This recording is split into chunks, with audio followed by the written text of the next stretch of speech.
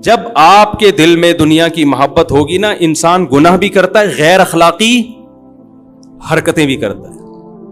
2-4 دن پہلے ایک صاحب نے مجھے کہا کہ میرا بیٹا وراثت مانگ رہا ہے. میں نے کہا کس بات کی، آپ تو زندہ ہیں، آپ کا ہے سب کچھ. کہہ رہے نہیں بیٹا بھی، بیوی بھی پیچھے پڑے ہوئے ہیں، ہمیں ہمارا حصہ دو. آپ کو پتا ہے میں الٹے مشورے دینے میں ماہر آدمی ہوں. مجھ سے مشورہ لینے سے پہلے سوچا کرو. حقیقت بتا رہا ہوں، کسی کی بیوی بھاگ گئی، واپس لانے کا کبھی بھی میں نے مشورہ نہیں دیا اس کو.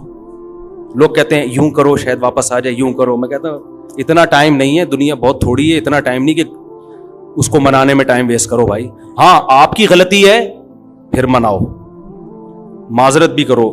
آپ کی غلطی نہیں ہے، آپ پورے حقوق ادا کر رہے تھے، بھاگ گئی، مٹی پاؤ. اتنا ٹائم نہیں ہے منا کے، تھوڑی ہے یار، زندگی بہت تھوڑی ہے، تجربوں کی بھیٹ تھوڑی چڑھانا ہے اس کو. ایک صاحب کہنے لگے 3 بچے ہیں، بھاگ گئی، بچے بھی لے گئی. میں نے کہا 6 بچے اگلی سے پیدا کر لو. اس کے علاوہ آپ کے پاس کوئی آپشن نہیں ہے. کسی کا باپ بھی ان بچوں کو واپس نہیں لا سکتا، کوئی قانون ہے ہی نہیں ایسا.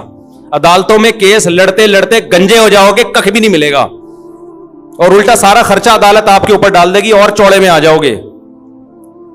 کہہ رہے بچوں کو کیسے بھولوں. میں نے کہا جو چیز اختیار میں نہیں ہے، دیکھو ابا مر جاتے ہیں کتنا روتا ہے. میں جب بھی والدین کا میرے تذکرہ آتا ہے مجھے رونا آتا ہے، لیکن کیا میں زندہ کر سکتا ہوں ان کو؟ بھائی ایک حقیقت ہے. اب کیا ہے، صبر کے علاوہ آپ کے پاس کوئی آپشن نہیں ہے. بچہ مر جاتا ہے تو تھوڑے دن رو کے صبر کرنا ہے نا. تو جو چیز اختیار میں نہیں ہے اس پہ رونا فضول حرکت ہے، ٹائم ویسٹنگ ہے. سب کچھ آپ کی مرضی کا دنیا میں نہیں ہوگا. بیوی بھاگے، بہت سے لوگوں کی بیویاں بھاگیں گی بھی، بچے بھی لے کے چاٹ ہو جائیں گی. صبر، اس کے علاوہ آپ کے پاس کوئی آپشن، یا تو آپ محلے کے دادا ہو، محلے کے دادا ہو تو ایک الگ بات ہے، یا دادا بن جاؤ، اگلے الیکشن میں آپ کھڑے ہو جاؤ، وزیر اعظم بنو، بولے لے آ بچے، پھر آئیں گے ٹھیک ہے نا. پولیس میں چلے جاؤ آپ.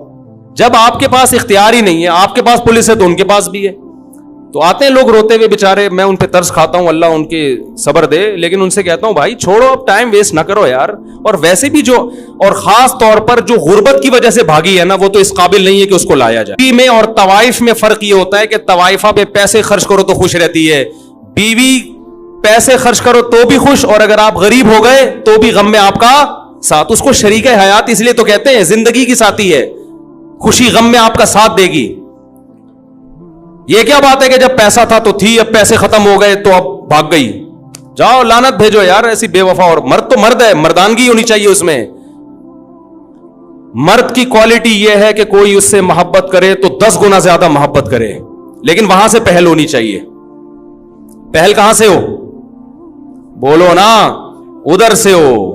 ادھر سے پہل نہیں ہے، جاؤ، ہم آدمی ہیں، ہم تمہارے محتاج تھوڑی ہیں.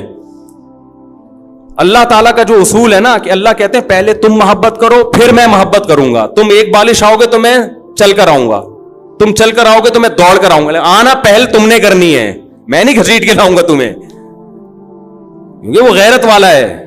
کہ تم میرے محتاج ہو، میں تھوڑی ہوں. تو ہم الٹے مشورے دینے میں ماہر ہیں. عورتوں کو بھی اسی ٹیڑے ویڑے مشورے دیتا ہوں. عورتیں کہتی ہیں شوہر نان نفقہ نہیں اٹھا رہا، ایک دھیلا نہیں دیتا، محبت کی باتیں بہت کرتا ہے. میں نے کہا لعنت بھیجو ایسی محبت پہ. بھئی کیا کرنا ہے ایسی محبت کا؟ ایک خاتون نے کہا میرا شوہر میرے ساتھ بہت سینسیئر ہے. میں نے کہا شاید روزانہ پیزے کھلاتا ہوگا. کہ نہیں، خرچہ ایک پائی نہیں دیتا. وہ باتیں کر کر کے نا اس کو رام کیا ہوا تھا اس نے بیوقوف عورت تھی بیچاری.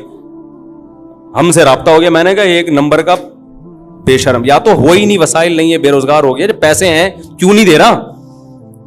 خام ہمیں الٹی باتیں نہ اچھی لگتی ہیں، نہ سننے کا میٹر شارٹ ہوتا ہے پھر. تو وہ بیٹا باپ سے کیا مانگ رہا ہے؟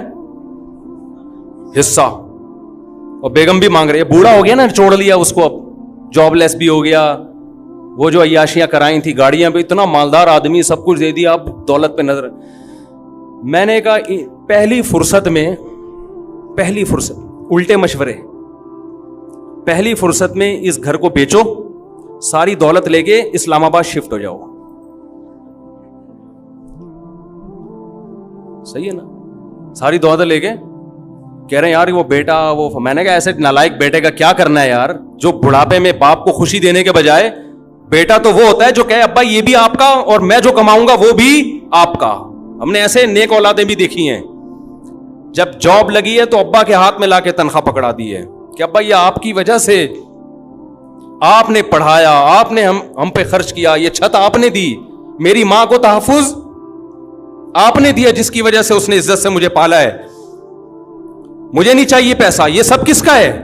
آپ کا ہے, یہ آپ ہمارا نہیں ہے. یہ ہمارے شیخ حضرت مفتی رشید احمد صاحب کے والد نے زندگی میں وراثت تقسیم کر دی, اور بہت بڑی وراثت تھی, بہت لینڈ لارڈ تھے, بڑے مالدار تھے, سارے بیٹوں کو پلاٹ دے دیے, جاگیریں دے دی, زندگی میں تقسیم کر دی کہ بھئی میں آرام سے دنیا سے جاؤں گا. 80 سال ان کی عمر تھی, اتفاق سے انہوں نے ایک اور نکاح کر لیا.